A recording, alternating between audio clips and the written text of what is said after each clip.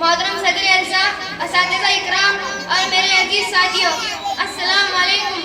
मैं आपके सामने तकरीर पेश करना चाहता हूँ जिसका उन्वान है मदीना में इस्लामी रियासत का क़याम। जिस मौजू पर लफ्ज़-ए-शायरी की इजाज़त मिली है और जो बात मैं कह रहा हूँ, ये कोई अफसानवी गुफ्तगू नहीं, ये ख्याली दास्तान नहीं।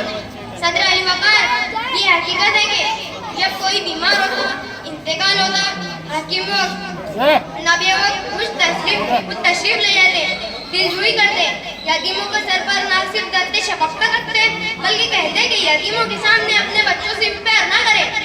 हाज़िर सामाईन, ये है सिद्दीक़ अकबर जो गरीबों को ढूंढ ढूंढ कर खैरियत पूछते, रातों का अवाम के दुख में बेचैन रहते।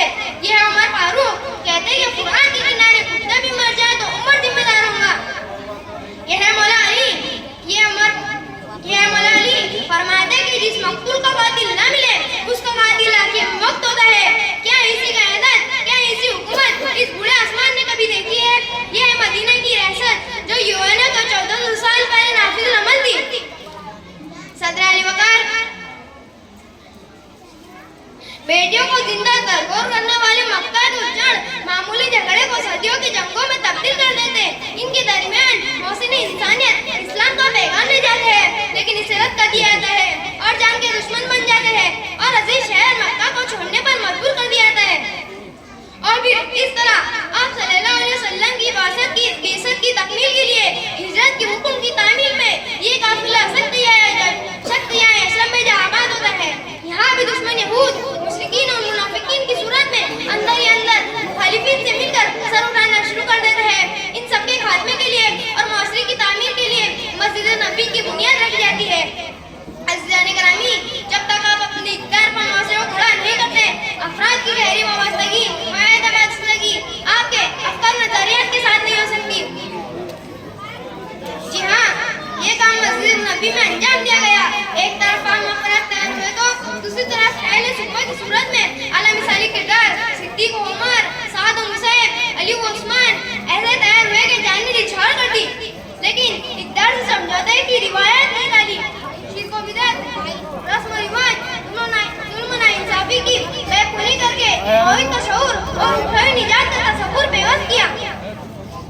और वो हज़रत की नस्ली तकापुर की जंगों का हवा देकर यसरब के यहूद ने बिल्कुल आज ही की तरह तिजारत, सूद और तफरीक के जरिए माशरत पर काबू कर रखा था और सियासी बारादस्ती की तरफ गामजन थे।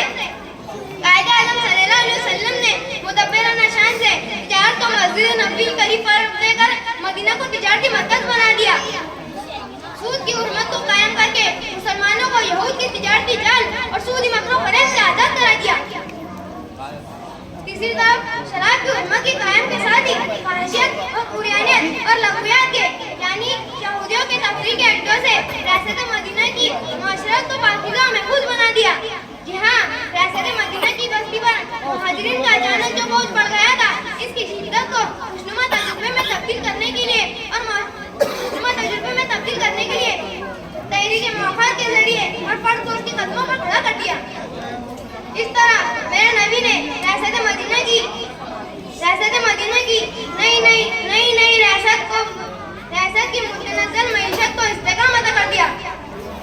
इसके बाद मैं इस शेर के साथ मेरी तकरीर खत्म करना चाहूँगा।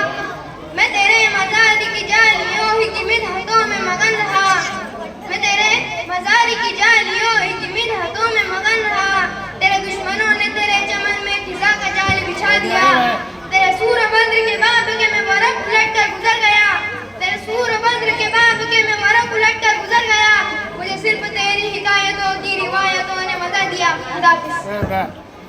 मोहतरम हज़रात, जहेज़ एक लानत है।